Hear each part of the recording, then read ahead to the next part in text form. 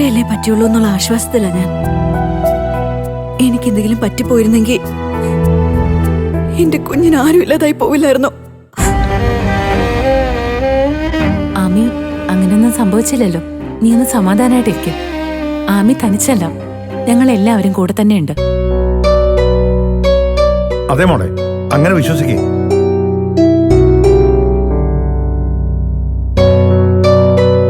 സത്യത്തിൽ എന്താ സംഭവിച്ചത്? രഘുവാണോ ആമിയെ വണ്ടി ഇടിച്ചത്? അല്ല, രഘുവേട്ടൻ ഒന്നും ചെയ്തിട്ടില്ല. എന്നെ ഒരു ബൈക്ക് ഇടിച്ചിട്ട് നിർത്താതെ പോയതാ. സത്യമാണോ മോളെ? അതെ അങ്ങളെ. പോലീസുകാരും രഘുവേട്ടനാ ഇത് ചെയ്തെന്ന രീതിയിലാ സംസാരിച്ചെ. പക്ഷെ അതല്ല സത്യം. രഘുവേട്ടൻ നിരപരാധിയാ. സത്യത്തിൽ രഘുവേട്ടൻ എന്നെ രക്ഷിക്കാൻ നോക്കുമായിരുന്നു.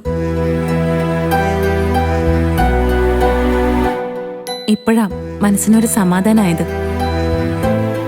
രഘുവേട്ടൻ കാരണം ആമിക്ക് ഈ അവസ്ഥ വന്നേന്നോർത്ത് ഞങ്ങൾ എല്ലാവരും ടെൻഷനിലായിരുന്നു.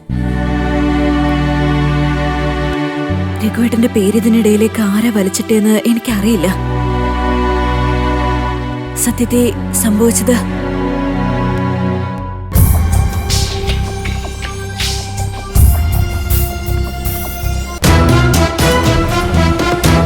ഞാൻ നിന്നോട് എന്ത് തെറ്റാ ചെയ്തേ? നീ എന്തിനാ ശത്രുവാ കാണുന്നത്? ഞാൻ കൊണ്ടാക്കാം. ഞാൻ തന്നെ തന്നെ പോയിക്കോളാം. രഘുവേട്ടൻ എന്തിനാ എന്റെ പിറകെ നടക്കുന്നേ? ആമി,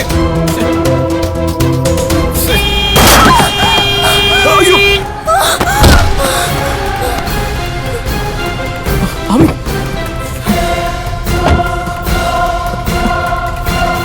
ആമി,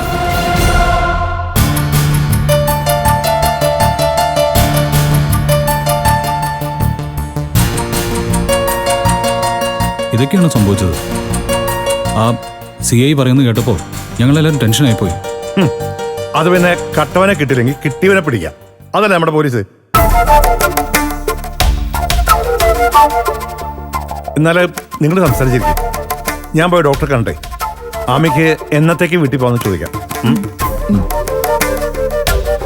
മോൾ പേടിച്ചോയോ? പേടിക്കണ്ട കേട്ടോ, വിഷമിക്കണ്ട കേട്ടോ. മോളെന്തെങ്കിലും കഴിച്ചോ?